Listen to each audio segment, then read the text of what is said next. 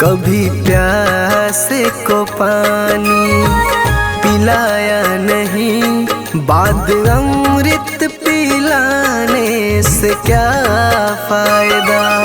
कभी गिरते हुए को उठाया नहीं, बाद आंसू बहाने से क्या फायदा।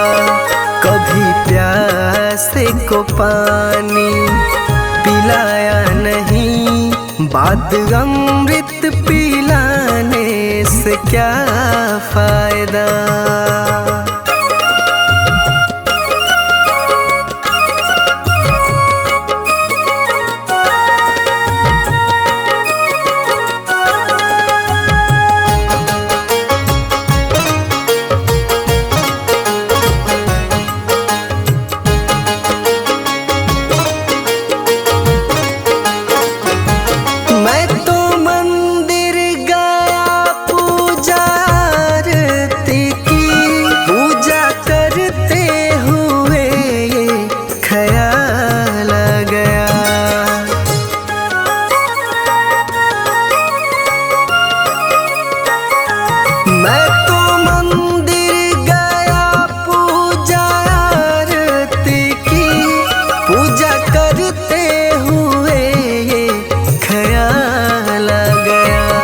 कभी माँ बाप की सेवा की ही नहीं, सिर्फ पूजा के करने से क्या फायदा।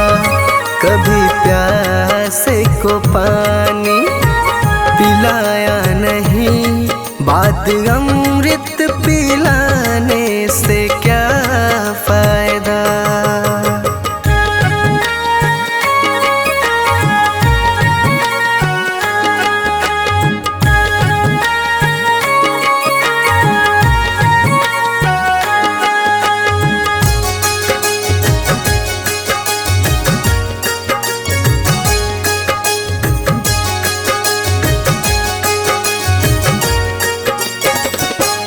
मैं तो सत्संग गया, गुरुवाणी सुनी, गुरुवाणी को सुनकर ख्याल आ गया।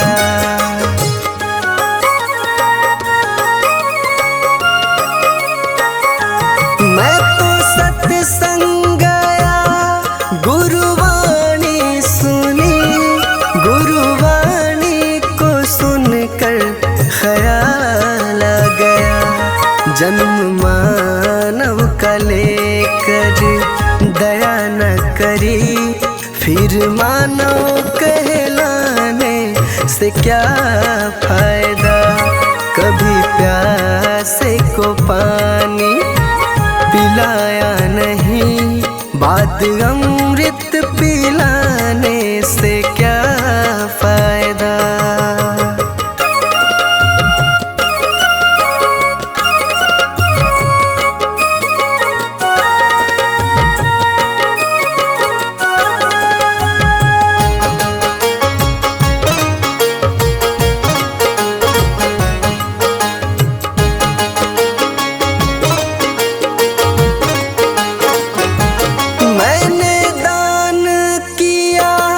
मैंने जप तप किया, दान करते हुए ये ख्याल आ गया।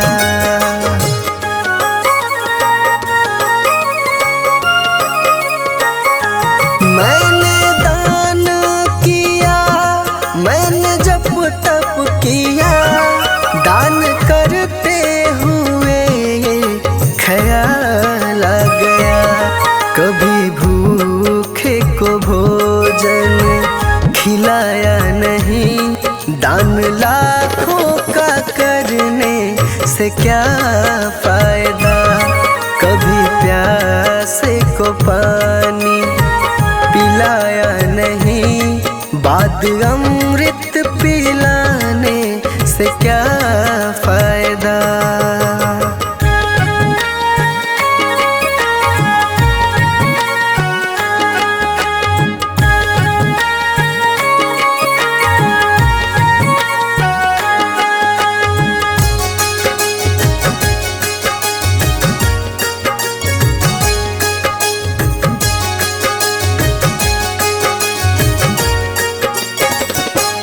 गंगा नहाने हरिद्वार काशी गया, गंगा नहाते ही मन में ख्याल आ गया।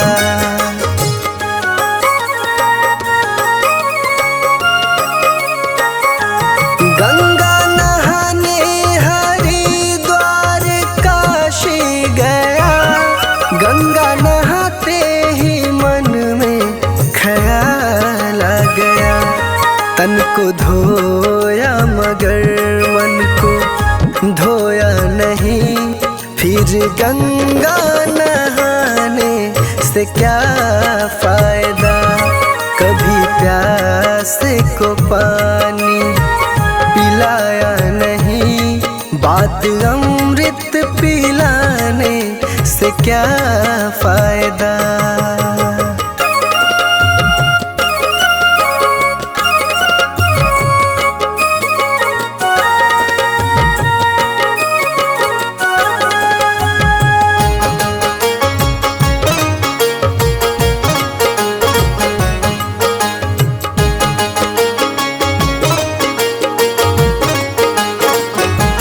मैंने वेद पढ़े, मैंने शास्त्र पढ़े, शास्त्र पढ़ते हुए ये ख्याल आ गया।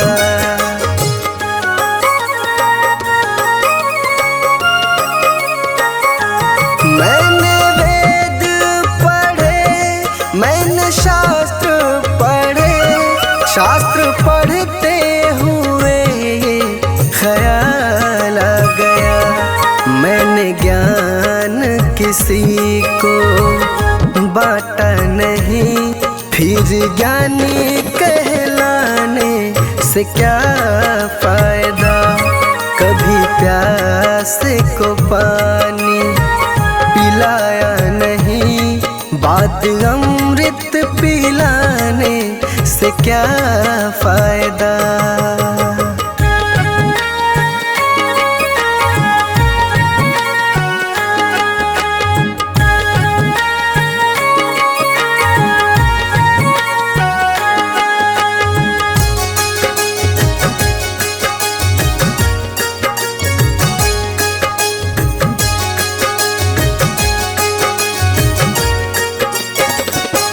माँ पिता के चरणों में चारों धाम है, आ जा यही मुक्ति का धाम है।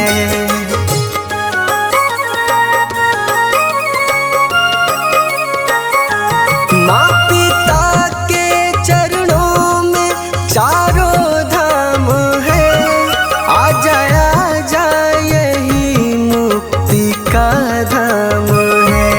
माँ पिता की सेवा तुमने की ही नहीं, फिर तीर्थों में जाने से क्या फायदा। कभी प्यास को पानी पिलाया नहीं, बात अमृत पिलाने से क्या फायदा।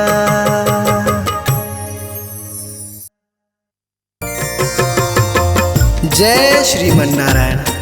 देखिए, इस जग में जो कोई भी आया है उसे एक न एक दिन तो जाना है। इसीलिए हमारे संत जन इस चेतावनी भजन द्वारा क्या संदेश देना चाहते हैं, आइए इस भजन के द्वारा सुनते हैं।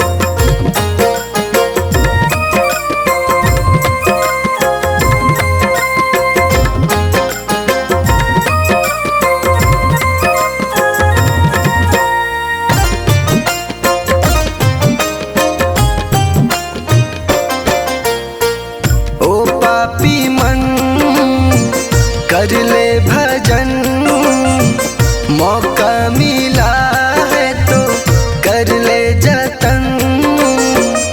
बाद में प्यारे पछताएगा जब पिंजरे से पंछी निकल जाएगा। जब पिंजरे से पंछी निकल जाएगा, पिंजरे से पंछी निकल जाएगा। जब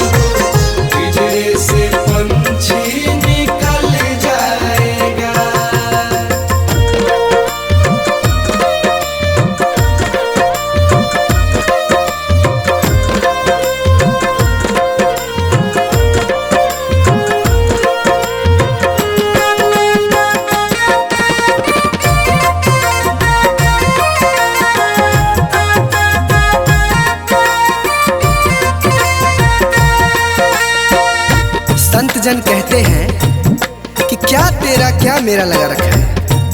इस जग में ना कोई किसी का है, ना यहाँ पड़ी कोई चीज किसी का है। 4 दिनों का है जग का मेला, कोई न साथी संगी अकेला। 4 दिनों का है जग का मेला, कोई न साथी संगी अकेला। जैसा तू आया जग में वैसा ही तू जाएगा, मुट्ठी बांध के आया जग में हाथ पसारे जाएगा। बाद में प्यारे पछताएगा, जब पिंजरे से पंछी निकल जाएगा, जब पिंजरे से पंछी निकल जाएगा। पिंजरे से पंछी निकल जाएगा, जब पिंजरे से पंछी निकल जाएगा।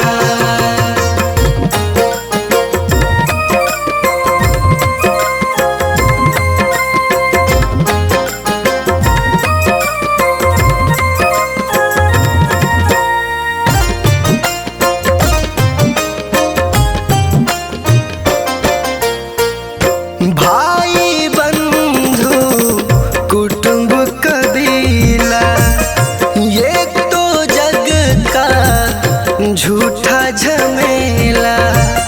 भाई बंधु कुटुंब कबीला, ये तो जग का झूठा झमेला।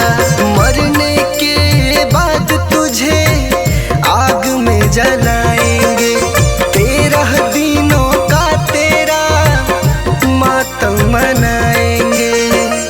बाद में प्यारे पछताएगा, जब पिंजरे से पंछी निकल जाएगा, जब पिंजरे से पंछी निकल जाएगा। पिंजरे से पंछी निकल जाएगा, जब पिंजरे से पंछी निकल जाएगा।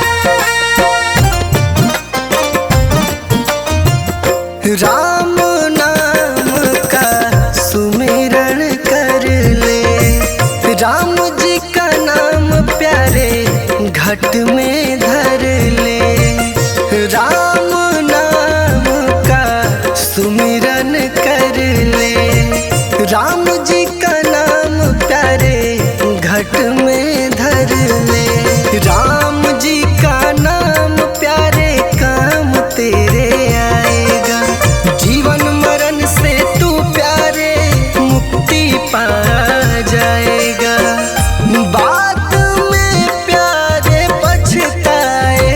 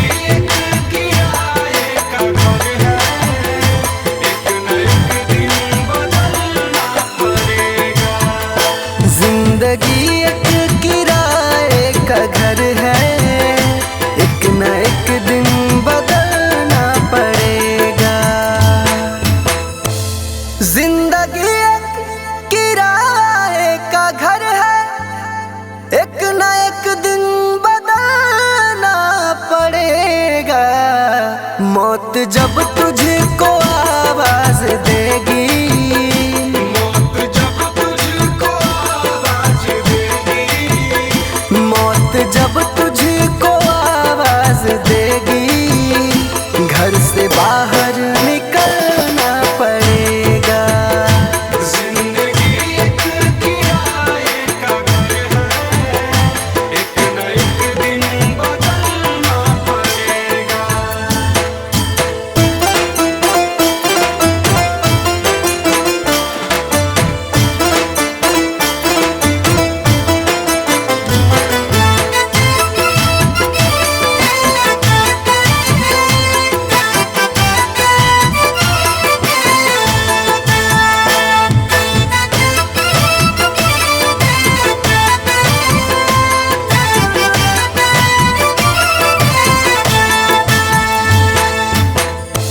ढेर मिट्टी का हर आदमी है, बाद मरने के होना यही है।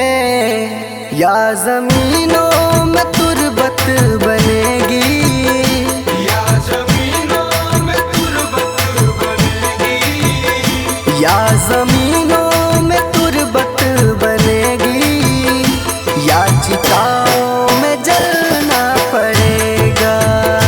जिंदगी एक किराए का घर है, एक न एक दिन बदलना पड़ेगा।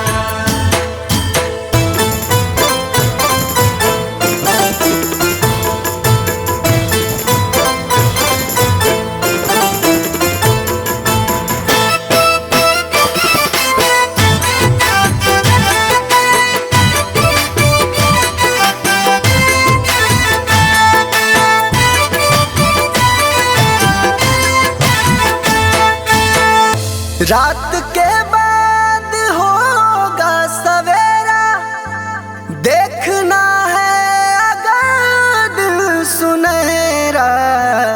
पाँव फूलों पे रखने से पहले, पाँव फूलों पे रखने से पहले, पाँव फूलों पे रखने से पहले, तुमको कांटों पे चलना पड़ेगा। जिंदगी एक किराए का घर है, एक न एक दिन बदलना पड़ेगा।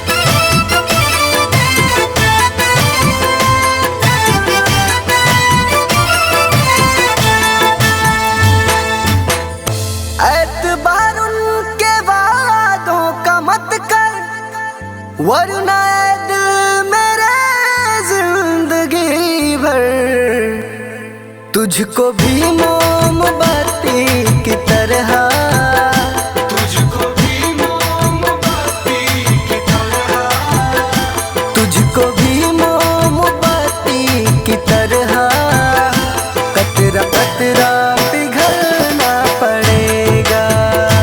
जिंदगी एक किराए का घर है, एक न एक दिन बदलना पड़ेगा।